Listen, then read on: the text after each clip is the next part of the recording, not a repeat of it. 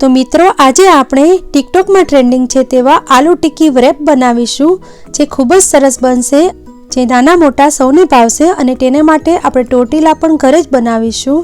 અને મિત્રો પ્લીઝ જો આપને મારી આ રેસીપી થોડી પણ પસંદ આવે તો મારા વિડીયોને લાઈક પણ કરજો। વેલકમ ટુ અક્ષર ફૂડ, હું છું ગાયત્રી। તો રેપ બનાવવા માટે મેં અહીં 2 કપ મેંદો લીધો છે। તમે મેંદો અને ઘઉંનો લોટ બંને અડધો અડધો પણ લઈ શકો અને ઘઉંના લોટની પણ બનાવી શકો।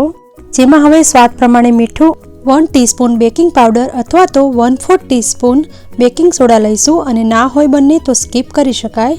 હવે તેમાં 4 ટેબલસ્પૂન દહીં એડ કરીશું। આપણે રોટલી બનાવવા માટે જેવો લોટ બાંધીએ છીએ તેવો લોટ જ બાંધી લઈશું। હવે તેમાં 1 ટીસ્પૂન તેલ એડ કરીને મસળી લઈશું અને પછી 10 થી 15 મિનિટ માટે લોટને રેસ્ટ આપીશું। તો હવે આલુ ટિક્કી બનાવીશું। તો ક્રિસ્પી આલુ ટિક્કી બનાવવા માટે મેં બટેકાને બાફીને રૂમ ટેમ્પરેચર ઉપર આવ્યા પછી 2 કલાક માટે ફ્રીજમાં મૂકી દીધા હતા, જેથી તેમાં જે મોઇસ્ચર હોય તે જતું રહે। તેમાંથી 3 બટેકા લીધા છે, જેને છીણી લઈશ। પછી તેમાં સ્વાદ પ્રમાણે મીઠું, 1 ટીસ્પૂન સંચળ, જેનાથી ખૂબ જ સરસ ટેસ્ટ આવશે, 1 ટીસ્પૂન ચીલી ફ્લેક્સ અને ચીલી ફ્લેક્સ ના હોય તો લાલ મરચું લઈ શકો, 1/2 ટીસ્પૂન ધાણાજીરું, 2 લીલા મરચાં ઝીણા સમારેલા, 1/4 કપ કોથમીર, ½ ટીસ્પૂન આમચૂર અને ના હોય તો લીંબુનો રસ લઈ શકાય। હવે 2 ટેબલસ્પૂન ચોખાનો લોટ એડ કરીશું અને જો ચોખાનો લોટ ના હોય તો પૌવાને ક્રશ કરીને પણ લઈ શકાય અથવા તો બ્રેડ ક્રમ્સ પણ નાખી શકાય। બધું સારી રીતે મિક્સ કરી લઈશું અને તમે આમાં વટાણા બાફીને પણ નાખી શકો। જે સાઈઝની ટિક્કી બનાવી હોય તેટલા ભાગમાં ડિવાઈડ કરી દઈશું અને આ પ્રમાણે તેને ટિક્કીનો શેપ આપી દઈશું। હવે તેને સેલો ફ્રાય કરવા માટે 2 ટેબલસ્પૂન જેટલું ઓઇલ લઈશું। હવે તેને મીડિયમ ફ્લેમ પર વારંવાર પલટાવતા જઈને ગોલ્ડન બ્રાઉન થાય ત્યાં સુધી થવા દઈશું। તમે તેને એર ફ્રાયરમાં પણ ફ્રાય કરી શકો। તો તમે જોઈ શકો છો કે એકદમ ક્રિસ્પી અને સરસ મજાની ગોલ્ડન બ્રાઉન કલરની આપણી આ ટિક્કી તૈયાર થઈ ગઈ છે। હવે તમારે ટિક્કી બનાવવાની મહેનત ના કરવી હોય તો તમે ફક્ત મસાલાવાળા રેપ પણ બનાવી શકો। તેના માટે મેં 2 ટીસ્પૂન ઓઇલ લીધું છે, તેમાં ½ ટીસ્પૂન જીરું, ½ કપ ફ્રોઝન વટાણા મેં લીધા છે। જો તમારી પાસે લીલા વટાણા હોય તો તેને બ્લાન્ચ કરીને લઈ શકાય, ½ ટીસ્પૂન જિંજર પેસ્ટ, 1/4 ટીસ્પૂન હળદર, ½ ટીસ્પૂન ગરમ મસાલો, ½ ટીસ્પૂન લાલ મરચું।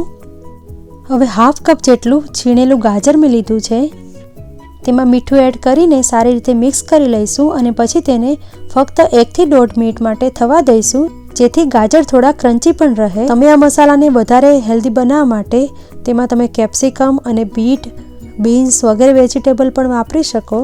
પછી તેમાં જે 2 બટેકા હતા તેને મેં છીણી લીધા છે તે એડ કરી દઈશું। બટેકાને જેટલી વધારે વાર થવા દઈશું તેટલો સરસ ટેસ્ટ આવશે। તો મેં તેને 3 થી 4 મિનિટ માટે આવી રીતે બરાબર મસાલાને શેકી લીધો છે। હવે તેમાં ½ કપ જેટલી કોથમીર એડ કરીશું અને સારી રીતે મિક્સ કરી લઈશું અને આપણો આ મસાલો તૈયાર છે। લોટ પણ સરસ મુલાયમ થઈ ગયો છે, તો તેને 1 મિનિટ માટે મસળી લઈશું અને પછી તેના 8 સરખા ભાગ કરી દઈશું, કારણ કે આપણે મોટી રોટલી જ બનાવવાની છે। હવે અટામણ લઈને આવી રીતનું જે મોટું વેલણ આવે છે તેના મદદથી તેને 9 ઇંચની આપણે મોટી અને એકદમ પાતળી રોટલી વણી લઈશું અને જરૂર લાગે તો અટામણ પણ લઈશું। હવે રેપને આવી રીતે બંને બાજુ થોડા થોડા બબલ્સ આવે ત્યાં સુધી શેકી લઈશું અને ગરમ હોય ત્યારે જ આવી રીતે ફોલ્ડ કરી દઈશું અને તેને કપડાની અંદર બંધ કરીને જ મૂકીશું। તો આપણે આવી રીતે ઘડી વાળીને મૂકી હતી એટલે આપણને હવે પાર્ટ કરવામાં ઇઝી પડશે। તો હવે ત્યાંથી વચ્ચેથી કટ મૂકી દઈશું। હવે જે ભાગથી આપણે ફોલ્ડ કરવાનું શરૂ કરીશું તે ભાગમાં કેચઅપ મૂકીશું અને કેચઅપની જગ્યાએ તમે ગ્રીન ચટણી મૂકી શકો, મેયોનીઝ મૂકી શકો અને દહીંને કપડામાં બાંધી રાખીને જે ઘાટું દહીં હોય તે પણ તમે મૂકી શકો। બીજા ભાગમાં આપણે સલાડ મૂકવાનું છે, તો તમે જે સલાડ ખાવાનું પસંદ કરતા હોય તે મૂકી શકો। તો હવે ત્રીજા ભાગમાં આપણે જે આલુ ટિક્કી બનાવી હતી તે મૂકી દઈશું અને સૌથી છેલ્લા ભાગમાં ચીઝ મૂકીશું। તમે જે ચીઝ ખાતા હોય તે ચીઝ મૂકી શકો। તો સૌથી પહેલાં આપણે જે કેચઅપવાળો પાર્ટ છે તેને સલાડની ઉપર મૂકીશું અને સલાડવાળા પાર્ટને હવે ટિક્કીની ઉપર મૂકીશું અને આવી રીતે તેને ફોલ્ડ કરતા જઈશું અને પછી સૌથી છેલ્લે તેને ચીઝ પાસે આપણે આવી રીતે વાળી દઈશું અને જ્યારે ચીઝ મેલ્ટ થશે ત્યારે આપણો આખો આ વ્રેપ સીલ થઈ જશે. હવે જો આ પ્રમાણે ગોઠવીશું તો સોસ છે તે ટિક્કીને અડશે તો ટિક્કી સોગી અને સોફ્ટ થઈ જશે, તો ખાવાની મજા નહીં આવે. એટલે પહેલાં જે પ્રમાણે ગોઠવ્યું તે પ્રમાણે જ ગોઠવીશું. હવે વ્રેપને બટર કે ઓઇલમાં શેકી લઈશું તો બંને બાજુથી સરસ ક્રિસ્પી થઈ જાય અને ચીઝ ઓગળી જાય ત્યાં સુધી તેને શેકી લઈશું. આવી રીતે સાઈડના પાર્ટને પણ બરાબર શેકી લઈશું. તો તમે જોઈ શકો છો કે સરસ મજાના આપણા વ્રેપ તૈયાર થઈ ગયા છે.